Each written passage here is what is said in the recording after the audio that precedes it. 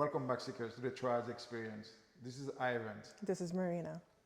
In our last episode, we crossed the threshold together. We introduced the Divine Triad.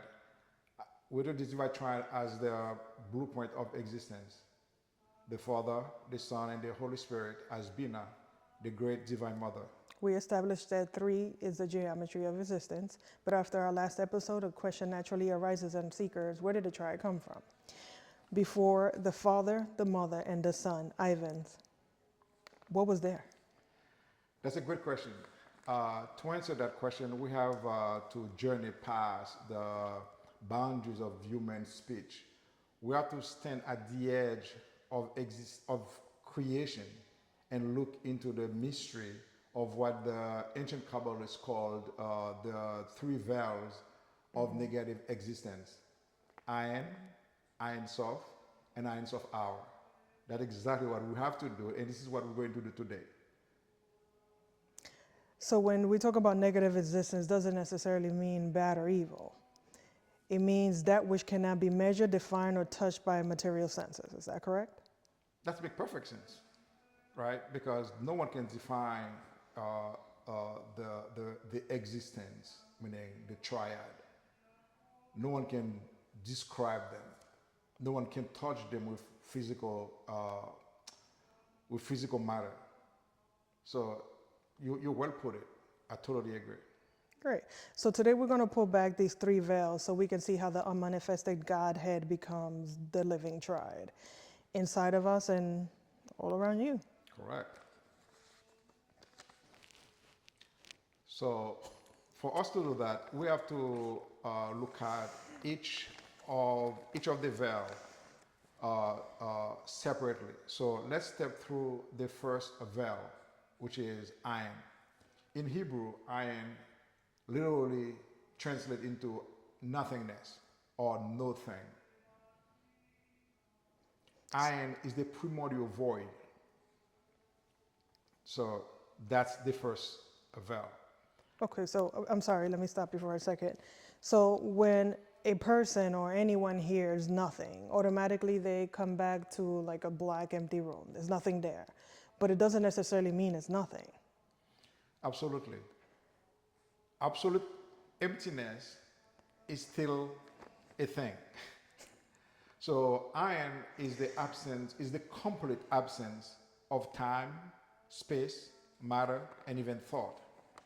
It is the uncreated or unmanifested state of the very concept of existence itself, or creation itself. Before creation is beyond those. So I will put it the way we understand the attributes of Ain is the total, complete silence. Okay.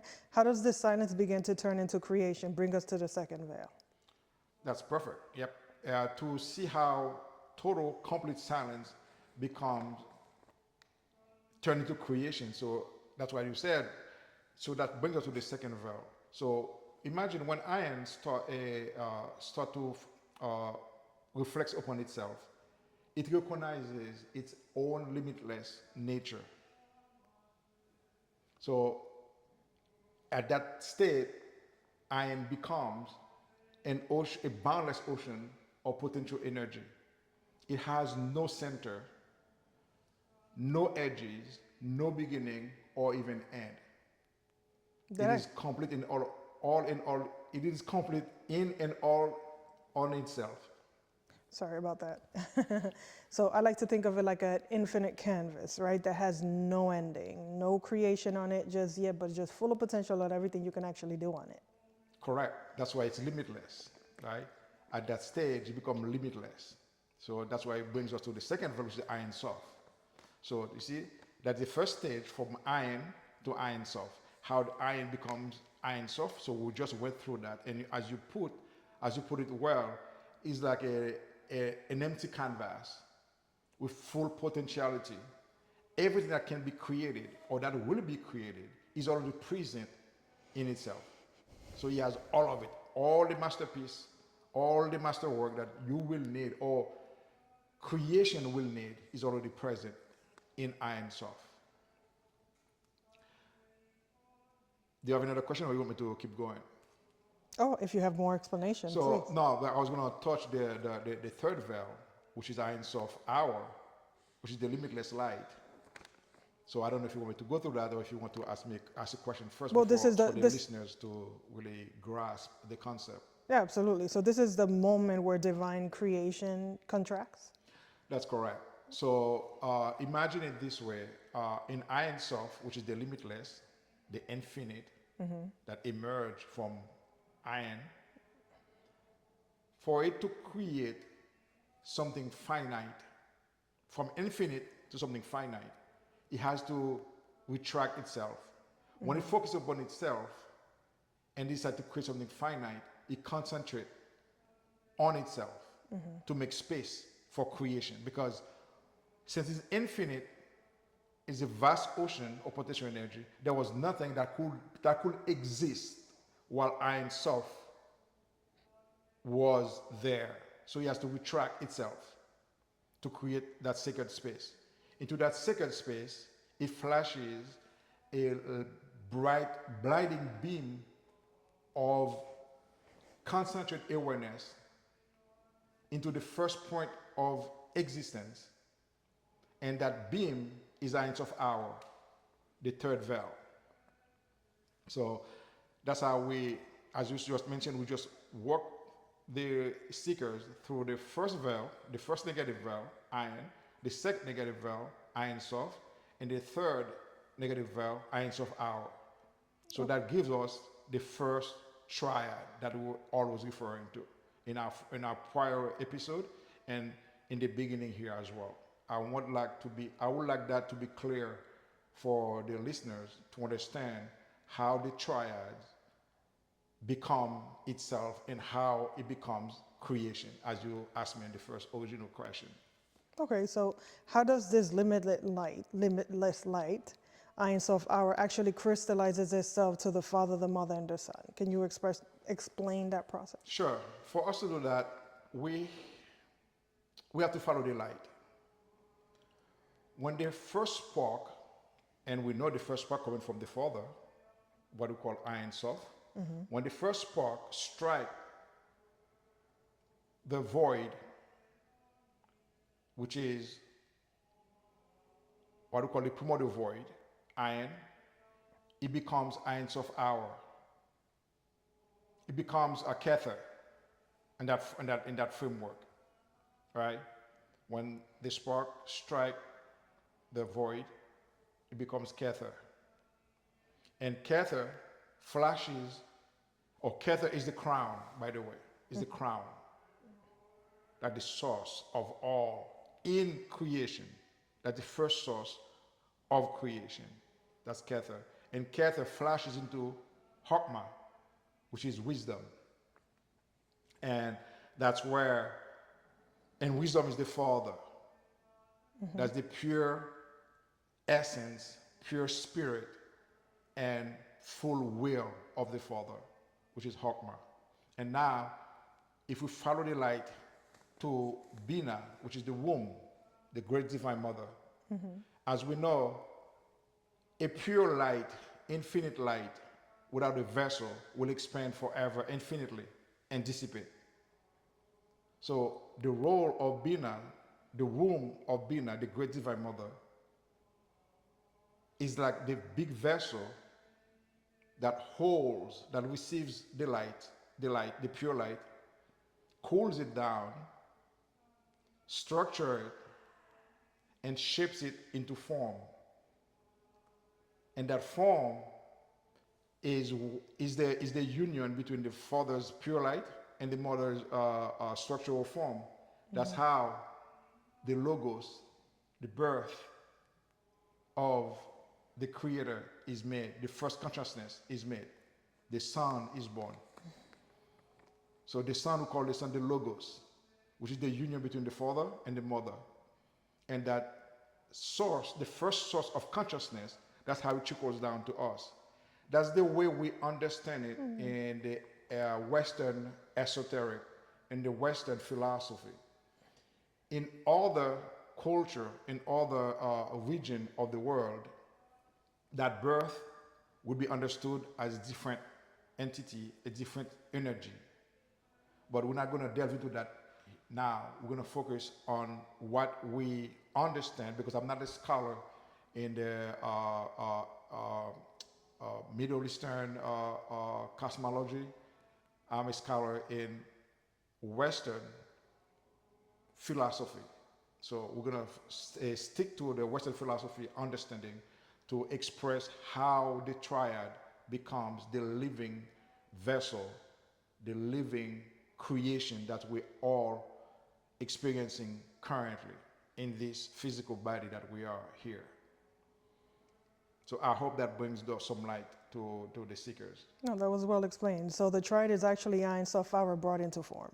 That's correct. Pretty much. It's Ain Soph Aur brought into form, to the physical form. Beautiful, beautiful. So, Ivens, why does this matter to all the people out there? It matters because if you look at it, every single one of us, every day, in every breath that we take, every day, that cosmic process is part of us. Let's say, for an example, when we sit down in a quiet place, there was nothing there. So that the same thing as we referred to earlier as iron, the complete total silence, emptiness, is not void of something. It is void when you sit down into that space in yourself. You're not void. So you just create space. You remove the external factors, all the external distraction, where you don't even hear your heartbeat. That's the same concept as in iron. And in there's no thought, there's no nothing when you are in that state. But all of a sudden, in that state, you transition to a new thought that comes through. For example, we're putting this channel together to help educate seekers on the triad experience that you and I experience. We didn't just come up with that thought just like that. We went to that quiet space somehow where there was no thought, and all of a sudden, when we move to Ain Soph, which is the father, where the light originated from, that's where we start having thought. Right? So you see, from the iron, we're sitting down, there's nothing, and now in Ain Soph, we start having some thoughts. And the one that is the most prominent, that's the one that we carry forward into Ain Soph Aur, which is the limitless light. That's where the light bulb, what we call eureka, we say, are found. So that means you have the thought, now you really understand the thought now. So now you know what to do with it. So now for you to create whatever that comes in that thought frame of mind, to create that, you have to use the willpower of the Father. And when you use the willpower of the Father, now you make that thought become reality in your own reality. So that's how we create. So I hope that explains the question that you wanted me to elaborate on. It did, and it's such a complex, It is complex. information, Yes. but to narrow everything down, this is pretty much the birth of consciousness. That's correct. This is the birth of consciousness. That's why we said earlier, the Son, when he was birthed from the union of the primordial void and the light from the Father, the spark of the light from the Father, that was the first source of consciousness that allows creation to be. Without the Son, there will not be creation. And if you go back to the way we illustrate the attribute of Ain, the Divine Mother, Ain Soph, the Divine Father, you will see there was no way for creation to be without the Son. The Son, the first consciousness, is the harmony of creation itself. Everything in creation is harmonized by the Son, what we call, in our culture, what we call Christ, Jesus Christ. Everything is harmonized by Him. For example, if you take a rock, a tree, they all emanate that same level of consciousness as Christ, but at a much lower level. So that's why oftentimes you will hear from philosophers that say that we are one.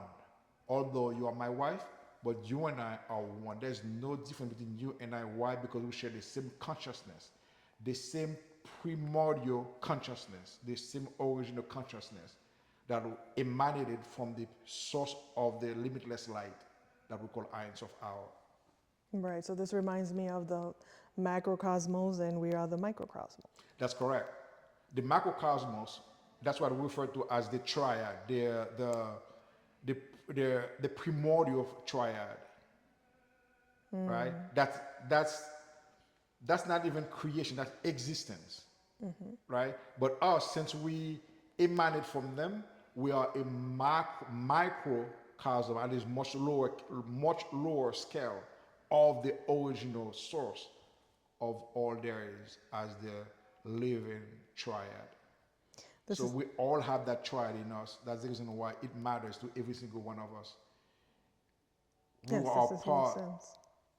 Every single one of us who are part of creation itself. If we're here, we're part of creation. So therefore, we are part of that original source. Whether we believe it or not, whether we accept it or not, it is a reality. So pretty much the same veil that birthed the universe is the same veil that we use every day to create, to pray, to meditate. That's correct.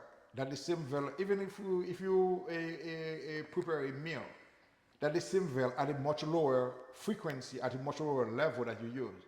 When you create a meal, if you didn't know the recipe, you have to think about it first. When you think about it, you get the ingredient, you put everything together, and then you have to use your willpower. If you don't do it, even if you have the ingredient, you have the recipe, if you don't use your willpower, the physical aspect of the work, the meal not going to be made. The recipe going to be there, the ingredient going to be there, the meal will not be there.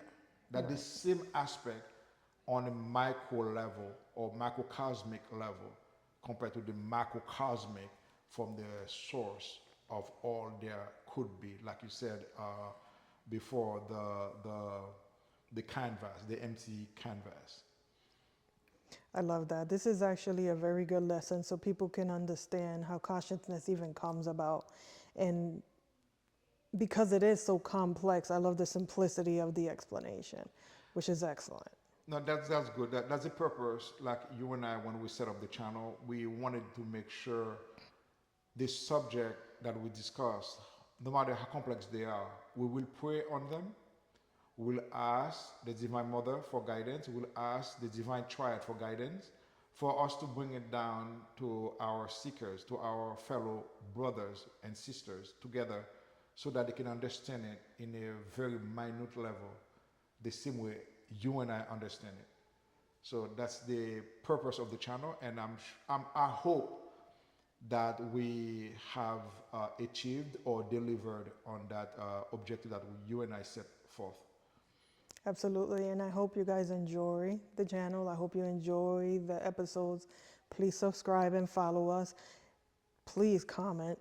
If you have any questions, share it with us. If you want to know about a different topic, let us know. Give us ideas. We're open to it, right? Definitely. So you could close us out, Ivens. So definitely, thank you everyone for joining us in this journey. This is a long journey, and it's a personal journey. But as a collective, as we're doing the work, we will meet every single time. It is my hope that the limitless light warms your heart. And until next time, may the Lord be with you. Stop.